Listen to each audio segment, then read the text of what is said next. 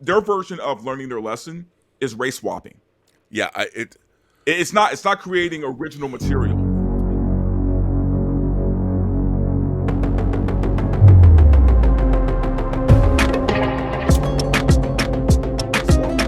yeah, It's not creating original material, or original Black material, or original Asian material, or Latino material. Let's use the show for a second with the Latino indigenous take on Namor.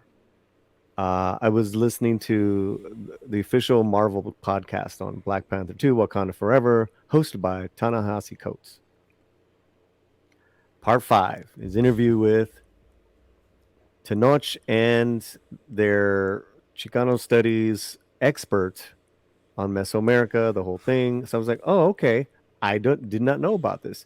This was released very quietly when they released it on Disney Plus. This all came out. And the way they try to make this movie so important to Latinos, which it's not. It's just not. It's like, are you guys gonna talk about who Namor really is at all? Yeah. There's the comic book character and why you had to make it, forget all the legal stuff, but why you made it this. Because one interesting thing that Ta-Nehisi brought up was he did not like to see black and brown images fighting against each other. I thought that was really on point. Because R&B, I had a major problem with that shit. This is supposed to be a superhero movie. Come on, man! Don't you know? Or it's we all want to get rid of you. Oh my God! On. Let's just be honest. No, I think it's very telling though that Ryan Coogler is the one who signed on for that story. Mm-hmm. Yeah, but here's I will say this though. When I was growing up, I read a lot of stuff about ancient astronauts. And the Mayan civilization. I mean, whether it was true or not, there was a movie that came out in the 70s called The Outer Space Connection from Sun Classic Pictures. It was one of these, the same company that made the In Search of Historic Jesus and Mysterious Monsters. Well, I remember In Search of. They were kind of like, was a TV show.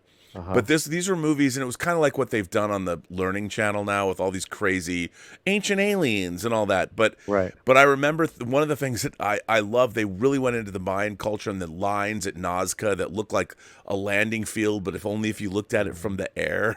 So there was all of this, there was all of this stuff about, and where did the Mayans go? Like Roland Emmerich's movie 2012. Like, that's where the Mayan calendar ends, and they're going to come back. And when I was a kid, I was so obsessed with Mesoamerican culture, not because of Mesoamerican culture, because I thought that's where the ancient aliens come from. So for me, the idea of using Mesoamerican culture as a jumping off point to create a super society in the Marvel Cinematic Universe I did not object to it right away. Only because now I remember you talking about it on Campia. You were into it.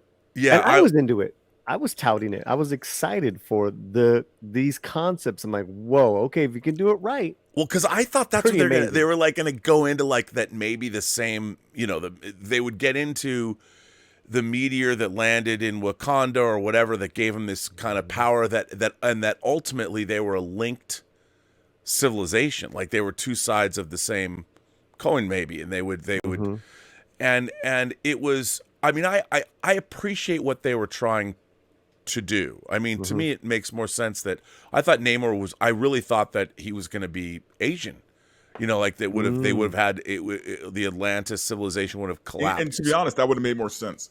Well, they did. It was Jason Momoa's Aquaman. Well, exactly. Or the South Sea Islanders or something South like Asian. that. But what's so weird though to me is they're kind of locked into this idea that everybody has to get represented now. Like with the Eternals. The Eternals was weird to me because it's like, okay, well, we now have to represent everybody, and in a way they kind of made it. And I like the Eternals, by the way. I liked it more than a lot of people. A lot of people hate it. I just you might be the only person I know who said they like that movie. I thought it was because again, ancient aliens and all that stuff when I was stuff that just appealed to me and there were so many things have delved into that idea, like Stargate, the Egyptians are ancient aliens and all that. But I do think that with the Marvel Cinematic Universe, they keep trying to change because the Eternals didn't necessarily represent a lot of what Jack Kirby had started and that Neil Gaiman carried on and permeated right in all our IPs is this fascination with representation. It's really downright ruined a lot of stories, a lot of shows, just because that is so like just hammered now with us. So I have a theory about that this. I like what Jonas says here. Yeah, this is really interesting. The problem with Wakanda is they're basically turned them into colonizers without a colonization. A xenophobic superculture that doesn't want to be invaded by brown people. What the hell are you doing? Victoria Alonso, who just left Marvel today or yesterday, whenever, Friday. I don't know. Right. What do you guys think? What are your thoughts on that? Go R&B. Well, I mean, okay, this is going to seem strange to say, but like in Wakanda,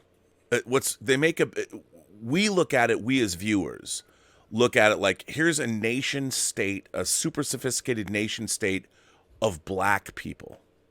And I would say we shouldn't be looking at it that way. We should be looking at it as a nation state of people from this area of the world, where the birthplace of humanity. Like I would couch it and I would say that, you know what, the Wakandans are the oldest in a way, they represent the first humans, the first and best humans. But the way that we're looking at it, because of representation, because of the way we are now couching everything, we're no longer looking at things as people first. Right. And for me, I would be like, when I was in learning about archaeology, learning about like Dr. Richard Leakey at Olduvai Gorge, finding Homo habilis and Lucy and the first people, the first human beings. Well, they're in Africa. So why isn't then in like the Marvel Cinematic Universe, why aren't the people in Africa couched as the first people, the first humans, the oldest humans? And it makes sense that the Wakandans would be the most super sophisticated people on the planet. But we're supposed to look at them, and I think that the identifying, because that's what we always want to do, how do people look, as opposed to how people are. And I think that, and I don't understand, this is what I don't understand. How did this happen? Like when I was growing up in the world, I liked all people. I appreciated, I liked all different kinds of music. I had all different kinds of friends. I had LGBTQ friends starting when I was 13 years old. I never really thought about that. I never looked at my friends and said, oh, my gay friend or my black friend. They were just my friends. In the last 20 years, we have the civilization, at least for me, has changed when everybody wants to be defined, or maybe our society is defining people by their overt outward characteristics. It's the old adage when Martin Luther King Dr. King talked about defining people by their character. I mean, that's the world I grew up in. Like, that's all I would hear.